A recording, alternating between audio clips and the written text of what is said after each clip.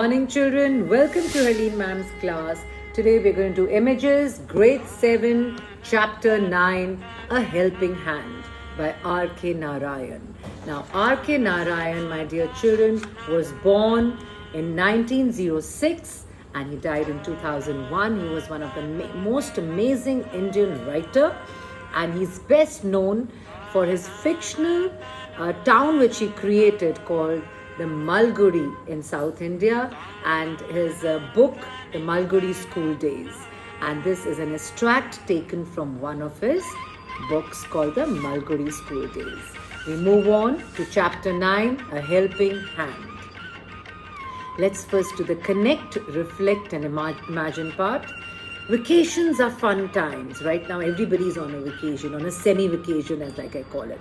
But they all come to an end and we all go back to school. Right now we all are very excited to get back to school after whatever we have been through, the pandemic. But I'm sure you'll have all positive things to write about back to school. We move on to the reflect part. I want all of you to put on your thinking caps and tell me what is a satisfying day for you and what is a difficult day for you. Lots of answers there. Yes, a lot of children are saying satisfying day is when you're taken on a vacation. Okay, satisfying day is when you're not scolded, all right? A satisfying day is when you get good marks, where you really worked hard, right? Now I want you to put down all your thoughts in two columns, a satisfying day and a difficult day. Now what is a difficult day for you? Scolding, all right. Scolded by your parents, by your teachers. Somebody said missing your school van, forgetting your tiffin at home.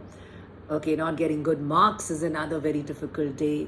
Forgetting to do your assignments is another difficult day. All right.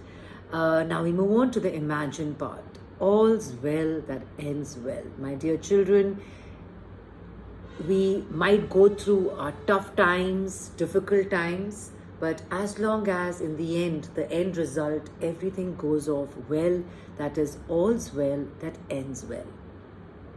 Now, I want you to imagine an exceptional day. It could be very exciting. It could be very, very frustrating, intensely irritable. So I want you to draw and write and describe the day and express your feelings. Would you all do that? The imagine part? Yes. Writing very, very intense, irritably and frustrated. All right. So let's move on to the chapter. Chapter 9, Helping Hand. Get your pencils ready. Keep noting down all the extra word meanings I'm going to give you with the part of the speech. This is a story of a naughty young boy who devises excuses for taking day off from school. It is one of those days for young Swaminathan when everything goes wrong. I'm sure you all have experienced that. A day when everything goes wrong. You wake up late, you miss your school van, you forget to get your tiffin, and what's more, you are punished for not doing your homework or you forgot one of the tests or assignments to do. Children, another word for devise here is to plan or to make an excuse. To devise something with a D-E-V-I-S-E is a verb, devise a plan, devise excuses, to make excuses. The other one is with a C, that is a device, a gadget, right?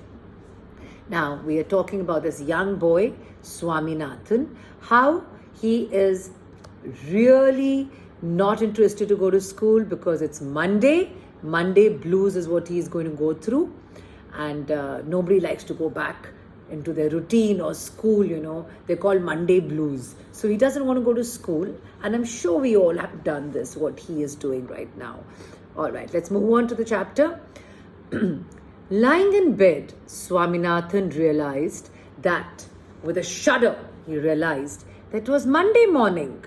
It looked as though only a moment ago it had been the last period on Friday. But Monday was already here. He hoped that an earthquake would reduce the school building to dust. But that good old school building, Albert Mission School, the name of the school, had withstood similar prayers for over 100 years. So children, in the first stanza, Swaminathan is lying in bed and he just wakes up with a shudder. Another word for shudder, in fear, in like shiver, he just wakes up and he says, oh my God, it's Monday. It was just Friday. How come Mondays come so soon? It was just the last period of Friday. The weekend is over. Called Monday Blues. And he hoped and he prayed and he wished that his school, Albert Mission School, he says, I hope there's an earthquake and the school building is reduced to dust. I hope you all don't ever think that about your school. But this is 100 years old school, and I'm sure lots of students have wished and prayed for it, and it has withstood, past tense of withstand. He has withstood very, very similar prayers. A lot of children must have prayed that something happens to the school or something just happens and we don't go to school. It has resisted, all these prayers from all the other children, other school children who don't wish to go to school. So what is the excuse he comes out with? He says, well, I have a headache. And his mother said, why don't you go to school on a jhatka? Go in a tonga. Go into one of these horse carriages, You don't have to walk it if you have a headache. You know how mothers are. So gullible and so caring all the time. So she says, okay, fine. You have a headache. Don't walk to school. You can take a carriage. So that I'm completely dead at the other end. Have you any idea what it means to be jolted in a jhatka? Do you know what it means to be shaken up in that horse carriage you're telling me to go, Mom? I'm going to be dead by the end of it. And I anyways have a severe headache. So mothers being mothers. Have you any important lessons, son? She says, okay, any important classes? Anything you want to tell me? Anything important? Important? Bah! That geography teacher has been teaching the same lesson for over a year now. And mathematics, which means for the whole period, the entire period, we are going to be beaten up by the teacher. Important lessons. So Swaminathan answers to his mother by saying that there are no important lessons. Geography is as boring as it can be because the teacher is carrying on with the same lesson for the past 1 year, but I'm sure it's not true. And he says the maths teacher is going to beat us up the entire period. So I don't think there's anything important. And mother generously, suggested that Swaminathan might stay at home. He can take Monday off because there are no important classes and he has a headache. So it's all right. You can stay, you can take off. Isn't that what all mothers do? Yes, they're so gullible. They listen to you and they say, okay, theek hai, kuch nahi hota, bache, it doesn't matter. But how are fathers? Now see what Swaminathan's father is going to do. At 9:30, when he, Swaminathan, ought to have been in the school prayer hall, Swaminathan was lying on the bench in his mother's room. And father walks in and asked him, have you not school today? A headache, Swaminathan suggests. He replies by saying he has a headache. Nonsense. Dress up and go. Headache, Dad, headache. Loaf about less on Sundays and you will be without a headache on Monday. So the father says, well, loaf here is a homonym here. Loaf with the same spelling as a loaf of bread, but out here loaf means to roam about aimlessly. I'm sure, on a holiday, he's a little grown up than you are, roaming about in the market with his friends and playing around. So the father tells him, you should not roam about, loaf around, wander around aimlessly and, with your friends on Sundays so that you don't get a headache on Monday. So better get ready and off to school you go. Now see the difference between how the mother responded to the headache and how the father is responding to the headache. Swaminathan knew how stubborn his father could be and he changed his tactic. What was his first tactic? What was his first excuse? His trick was headache. But he knew his father is a very stubborn man. He is stubborn. He is not going to listen to him. So he says, all right, I can't go to school now. It's too late, Dad. I cannot go to school. It's late. I agree it's late, but you will have to. It is your fault. You should have asked me before deciding to stay away from school. Oh, Swaminathan replies, what will the teacher think if I go so late? So father, being very honest, very upright and a disciplined man, he says, tell your teacher that you had a headache and you're late, which is the right thing to do. He will beat me if I say so, replies Swaminathan. He says, well, Dad, if I say that, my teacher is going to beat me up. Will he? Said the father. Let us see. What is his name? Now, here we get to know that Swaminathan's father is a very disciplined and an honest man. And children, we learn from these, the last couple of lines, that you don't need to lie. If there is really something wrong with you, own it up, because one lie will lead to another lie, will lead to another lie, right? So the father says, it's all right, you had a headache, you can go late, it's all right. He says, tell me the name of this teacher who's going to beat you up. Samuel. Does he beat all the other boys also? He's very violent, especially with boys who come late. Some days ago, a boy was made to stay on his knees for a whole period in a corner of the class just because he came late. And that also after getting 6 cuts from the cane, from a stick. He got 6 cuts and having his ears twisted. I wouldn't like to go late to Samuel's class. So this is another tactic, another excuse Swaminathan is making. The first one was a headache with his mother, which he gets away with. The mother says, all right, you have a headache, no important lessons, fine, you can stay at home and chill. But now the father has made up his mind that it's just a headache. He can go to school. And you know what story he cooks up? He makes up. He says this Samuel is a very violent teacher. He really canes. Canes, bache, you've not experienced this because we don't believe in corporal punishment. But yes, in those days in a lot of schools, you can ask your parents also, you know, that you get a cane. Cane is a stick and they whack you on your hand or on your backside. So he says, all right, you know, this boy who came late to school, Dad, he was made to sit on his knees in the corner of a class after being beaten up by the cane and his ears twisted by the teacher. So he says, I'm not going late to Samuel's class.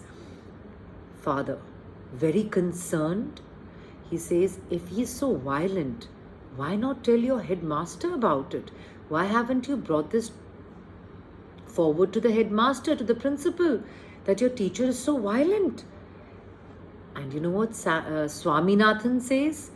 They say that even the headmaster is afraid of him. He's such a violent man. See how one lie is leading to another one and another one? And then Swaminathan gave a lurid account of Samuel's violence. Lurid, shocking. How when he started caning, he would not stop till he saw blood on the boy's hand, which he made the boy press to his forehead like a vermilion marking, red marking. Swami hoped that with this his father would be made to see that he couldn't go to his class late.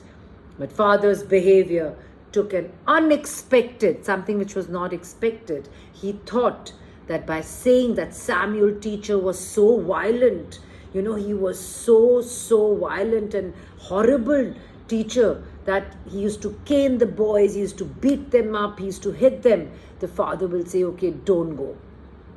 But it took an unexpected turn, something which Swaminathan did not expect. He became excited. Well, what do all these teachers mean? What do they mean by beating our children? They must be driven out of service. I will see. So father is very, very furious now. He is very, very upset. He's very livid. He's angry. He says, what do these teachers think of beating up our children? And I must get him out of his work. Let me see what I can do. The result was that he proposed to send Swaminathan late to his class as a kind of challenge. Now the father is not going to take it that his children are going to be beaten up by this teacher, and that also in such a horrible manner. So what does he do? He takes this thing as a challenge, and he was also going to send a letter with Swaminathan to the headmaster. What do you think will be the letter? A letter of complaint against this particular teacher. No amount of protest from Swaminathan was to any avail. He had to go to school. It was of no use. Father had made up his mind. In fact, he took it up as a challenge that how dare these teachers beat up our children so bad. By the time he was ready, Father had composed, he had written a long letter to the headmaster, and he put it in an envelope and he sealed it. He's written a letter to the headmaster against the teacher who beats up the students, and he's going to give it to Swaminathan and send him to school. Oh my God. Imagine if you all did that, what you must be going through. It is not really right. Maybe the teacher must have whacked a little bit, hit a little bit. But this kind of lurid, shocking account of the teacher's violence, you know what Swami, that boy must be going through. That, oh my God, what have I done, just because I didn't want to go to school, I have, portrayed this teacher who is going to be expelled. He might be thrown out of his job. What have you written, Father? Swaminathan asked apprehensively. Apprehensively here is an adverb in a very anxious manner, when you don't know exactly what will happen, very fearful about something. He's very unexpected. He doesn't know what's going to happen. Nothing for you. Go give it to your headmaster and go to your class, says the father. Have you written anything about a teacher, Samuel? Swaminathan's asking the father. Dad, have you written something about my teacher? Plenty of things about him. When your headmaster reads it, he will probably, most likely, he will dismiss Samuel from the school and hand him over to the police. The father is very livid. He is very angry after he hears this account of his behavior with the students. So he says, I've written a lot of things, son. Don't worry about it. And when your headmaster reads it, I'm sure this teacher of yours is going to be fired. He's going to be dismissed from the school, expelled, thrown out of the school, and he'll be handed over to the police. What has he done, Father? Well, there is a full account of everything he has done in this letter. Give it to your headmaster and go to your class. You must bring an acknowledgement from him in the evening. So the father wants to make sure that Swaminathan has given the letter to the headmaster. So he wants an acknowledgement receipt, a slip, any kind of confirmation that the headmaster has received the letter. Swaminathan went to school feeling that he was the worst perjurer. Perjurer is somebody who lies, especially in the court, after, he's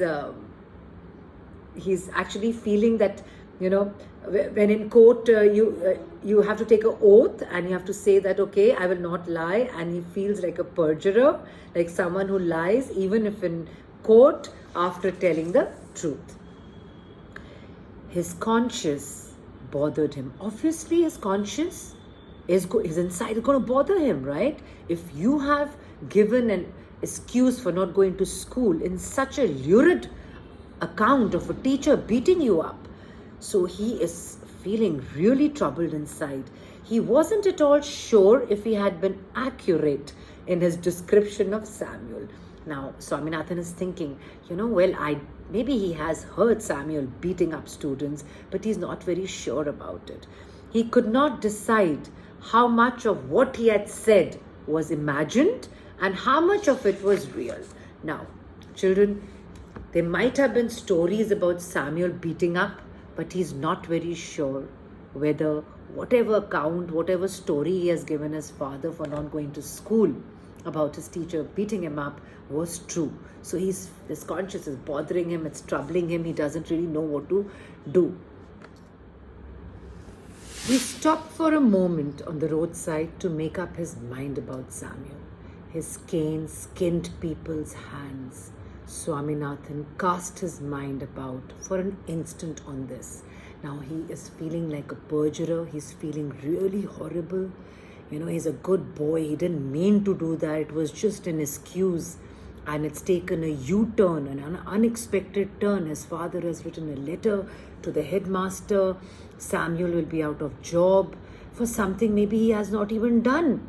So Swaminathan stops, he's walking to school and he stops by the roadside and he's thinking of, subconscious mind, he's thinking of Samuel skinning the children's hand. Swaminathan he makes his mind about for an instant, for a moment. He thinks, but there was none within his knowledge. He is not very sure whether this really has happened. It's something which has been carrying on and on, that this teacher has been hitting children, but Swaminathan himself has not experienced or seen anything. Years and years ago, he was reputed to have skinned the knuckles. What are knuckles? These are knuckles. Can you see these knuckles? So it was a story which had maybe once, maybe I just give you one whack and the story goes down the line. You tell your brothers and sisters and further their cousins that, oh, Arlene ma'am really beats up children. No, I don't. All right. So he was reputed to have skinned. He had the reputation maybe of skinning one boy's knuckles in the first standard and made him smur. Smur, to do this, smur, aise karna, smur the blood on his face. No one had actually seen it. It was a story which was carrying on, and that's how Swaminathan makes it up, but we don't know whether it happened. But year after year, the story persisted, carried on among the boys. Swaminathan's head was dizzy with confusion in regard to Samuel's character. He really didn't know what to do. He didn't know whether these stories were true, and it really wasn't true. And he had never seen it. Whether he was good or bad, whether he deserved all the allegations in the letter or not. Did he really deserve all these allegations, what the father had written, that all these things about him? He felt an impulse. In an impulse, for a minute, he just felt like running back home and beg his father to take the letter back. But father was an obstinate man. Obstinate, stubborn. What he's done, and he's taken it up as a challenge. And now, Swaminathan, how would you feel? You have lied. You didn't want to go to school with a headache. Your father says you have to go. So you cooked up another story. Another story you have cooked up by saying, oh, this teacher really beats up children when they go late to school. And now the father has written a letter to the headmaster. Oh my God. I don't know what he must be going through. No wonder his head is dizzy. Your head gets dizzy? Dizzy? Chakkar? Faintish? As he approached the yellow building, he realized that he was perjuring himself and he was ruining his teacher. As he's going closer to the yellow building, his school building. He's feeling like a perjurer. He feels himself as a perjurer, somebody who has lied after taking oath. And he's going to completely destroy this teacher's life. Probably the headmaster would dismiss. He will tell Samuel to leave the school, and then the police will come and chain him and put him in the jail for beating up students. It's corporal punishment.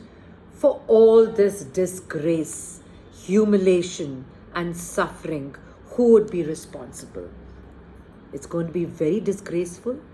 Humiliation and suffering. This teacher is going to be humiliated. He's going to be shown small in the eyes of others. There is going to be no respect for this man. And who is going to be responsible for this? Swaminathan shuddered.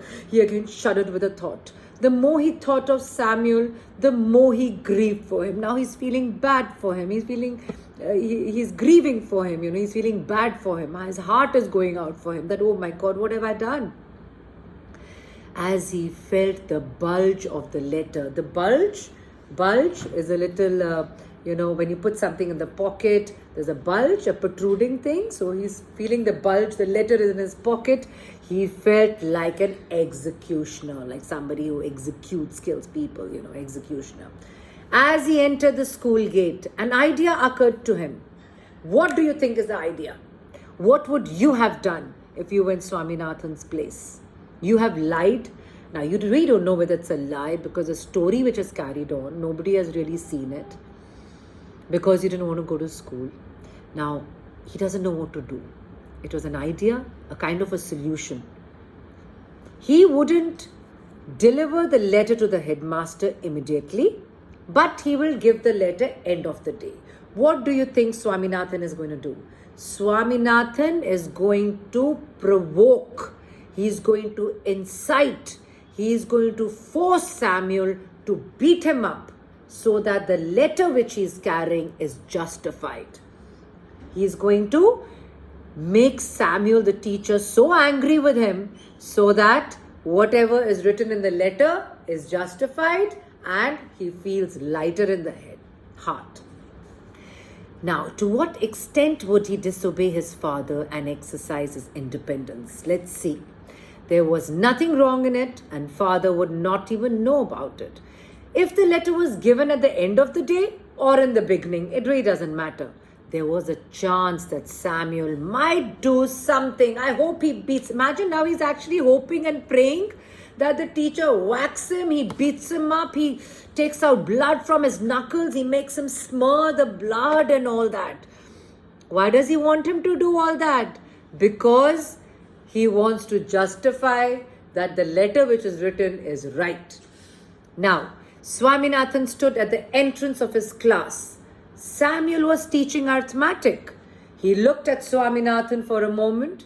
Swaminathan stood, hoping that Samuel would fall on him and tear his skin off, give him a whack. But Samuel, merely the teacher, he just asked him, casually just asked him, "Are you coming to the class?" "Yes, sir." "You're half an hour late." I know it. Swaminathan hoped that he would be attacked now. He's hoping that I hope sir attacks. He takes his cane and he gives me a whack. He almost prayed to God, God of Tirupati. He believes in the God of Tirupati. Please make Samuel sir beat me up. Can you imagine? He's actually praying that Samuel sir beats him up so that he is proved right to his father and the letter is justified. "Why are you late?" asked the teacher. Swaminathan wanted to reply. He says, "Just to see what you can do." Imagine, he's provoking him. He's actually inciting him. He's trying to force him to take an action. But he merely again, just said, "I have a headache, sir." "Then why did you come to school at all?" said the teacher. A most unexpected question from Samuel. He thought Samuel sir will turn around and say, "Why are you late? And I'm going to beat you up," and smear the blood on his face and all that. He says, "Why did you come to school?" Again, very unexpected. This is a day in Swaminathan's life when everything is going to go wrong. "My father said that I shouldn't miss the class, sir," said Swaminathan. This seemed to impress Samuel. Samuel is very impressed. He's like, "Wow, what a great father. Very disciplined, very upright. Your father is quite right. A very sensible man, I must say. We want more parents like him." Now look at the irony here. This is the same father who has written a letter because of the lies of Swaminathan for not going to school. And now Samuel, the teacher, who's going to be dismissed, going to be handed over to the police, is saying, "Wow, your father is a good man, what a sensible man. We want more parents like him." Oh my God. I can imagine what is going through Samuel's mind right now. "Oh, you poor worm." He's calling his teacher a worm. His Swaminathan thought, "You don't even know what my father has done to you." So he just thinks to himself, "Oh, sir, you worm, you don't know what my dad has done. He's written this letter all because of me."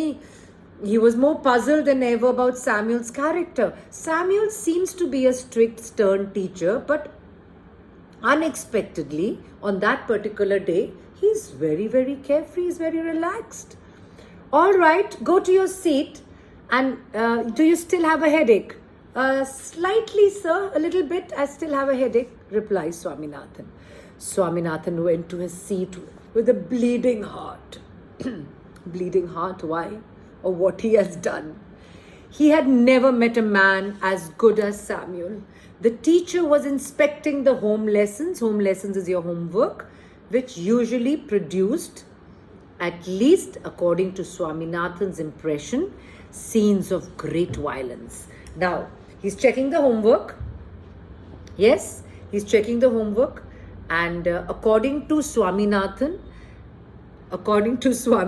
what the scene should have been: notebooks thrown around, boys being caned and slapped, ears being twisted around.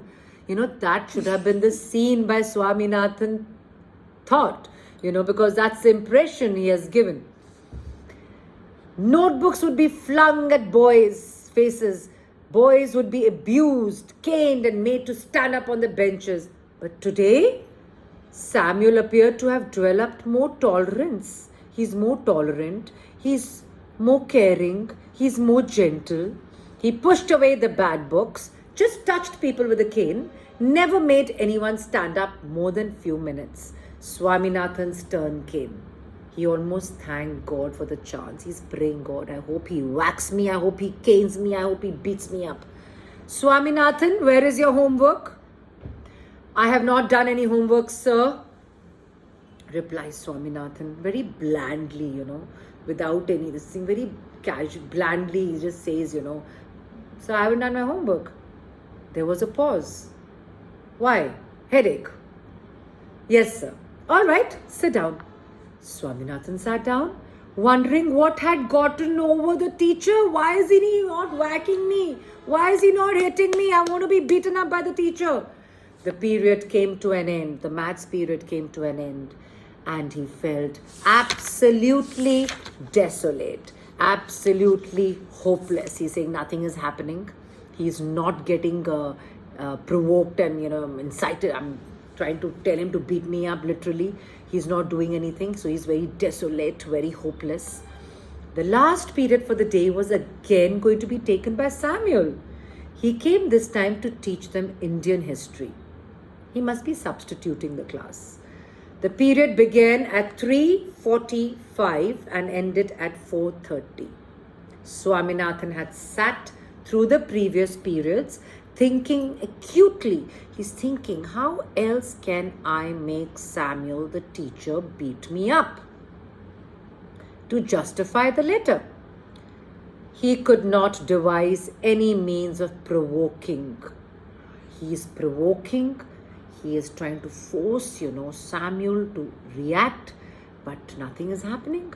When the clock struck 4, only 30 minutes left for the school, my dear children, he felt desperate. Now the time has come to give the letter to the headmaster. Half an hour more, Samuel was reading the portion.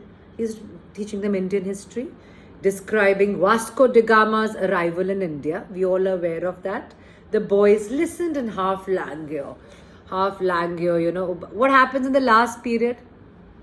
Yes, what happens in the last period? We all are ready to sleep. Yes, not interested in the class, waiting when the bell is going to ring and the period's going to be over and we all are going to run out of the class, lazy and tired. Swaminathan suddenly asked at the top of his voice. Now it's the last chance for Swaminathan to get Samuel sir to beat him up. Why did not Columbus come to India, sir? What a question. He lost his way. I can't believe it, sir. It is unbelievable, sir. See how he's trying to get Samuel into, beat him up, getting him really excited on it. Why? Such a great man. Would he have not known the way? Swaminathan saying Columbus was such a great man. How come he did not know the way? Don't shout. I can hear you quite well, said the teacher. I'm not shouting, sir. This is my ordinary voice, which God has given me. How can I help it?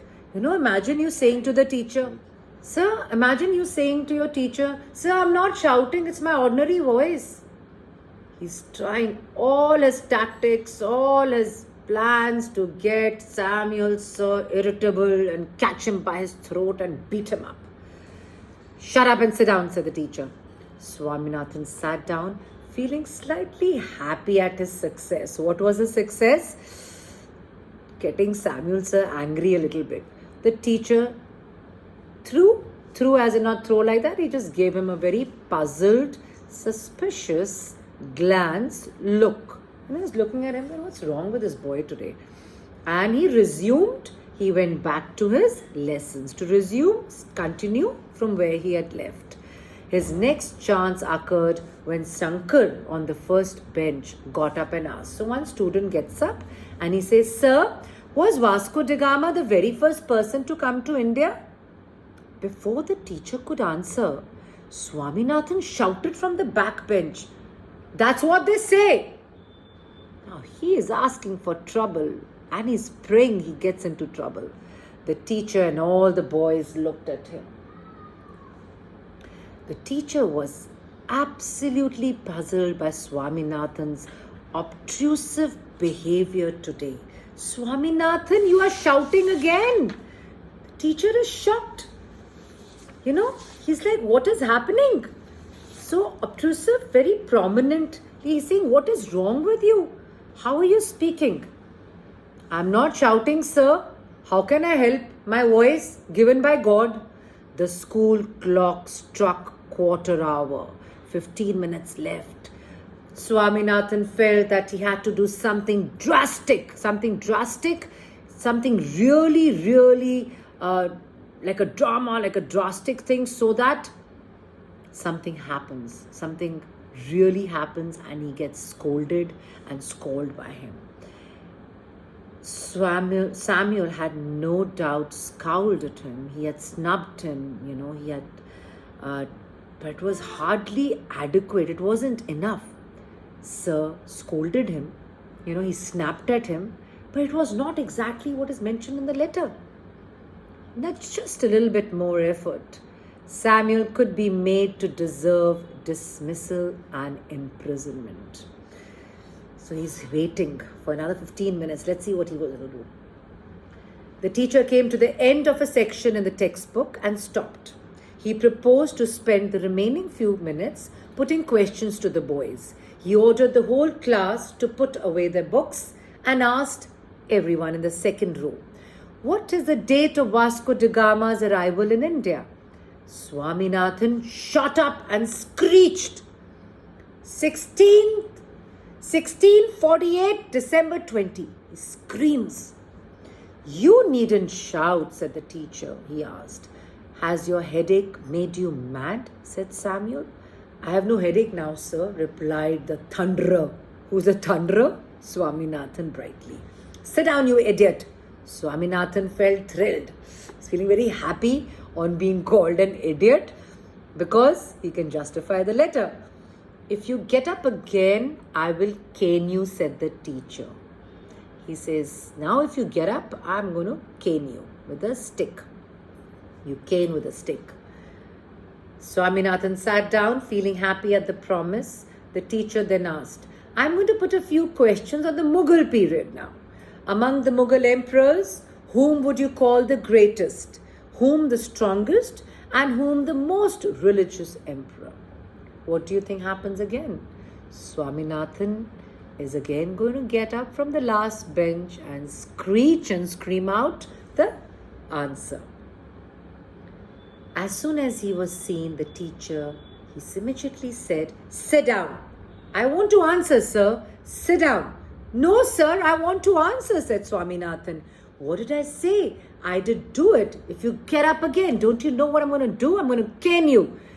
You said you would cane me and peel the skin off my knuckles and make me press it on my forehead, sir. So you said you're going to cane me. Come on, cane me." "All right, come here." Swaminathan left his seat joyfully. Would you be happy if your teacher calls you to be caned? Swaminathan has a reason. And he hopped on the platform of the teacher where the teacher was sitting. The teacher took out his cane from the drawer and shouted angrily, "Open your hand, you little devil, and he whacked to hit 3 wholesome cuts on each arm. 1, 2, 3. 1, 2, 3. There's not a dance here. He's whacking him with a stick. Swaminathan received them without blanching, without him making a noise, without anything. He just takes the canes in his hand, on his palm, After half a dozen, the teacher asked, "Will these do, or do you want some more?" So Swaminathan is feeling very relaxed. He's very happy. He's very thrilled inside because he has achieved what he wanted to do. Swaminathan merely again takes out his hand and received 2 more, and the bell rang. Swaminathan jumped from the platform with a light heart. Why is his heart light, children? Yes, because the letter is justified. He beats up children. And now his hands, he looks at his hands. He's been whacked enough and there's causing some pain, now it's hurting him, smarting. He picked up his books, took out the letter in his pocket and ran to the headmaster's room. He's so thrilled with what has happened, and he goes to the headmaster's room. And that's the climax of the story, a day when everything goes wrong. The headmaster's door, his office door, is locked. He asks the peon standing there, the peon, the person who helps in the offices, "Where is the headmaster? Why do you want him?" "Because my father has sent a letter for him. He has taken the afternoon off and won't come for a week. Headmaster is on leave. He's taken off and he's on a holiday for a week. You can give the letter to the assistant headmaster. He will be here right now." So when the headmaster goes, for example, your principal goes, and there's an acting assistant headmaster who looks into whatever has to be done. And guess what? Any guesses for the ending, children?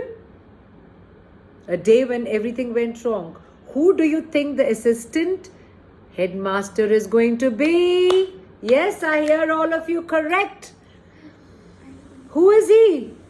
It's your teacher, Samuel. He'll be here in just a second. Who is the assistant headmaster? The teacher, Samuel. Swaminathan fled from the place. He ran away from the place as soon as he reached home with the letter. Father remarked, "I knew you wouldn't deliver the letter, you coward." "I swear our headmaster is on leave," Swaminathan began. Father replied, "Don't lie. In addition to being a coward, you are lying, you're a coward, you didn't have the guts to give the letter, and now you're lying that he's on leave." Oh my God, poor little Swaminathan. Swaminathan held up the envelope and said, "I will give this to the headmaster as soon as he is back."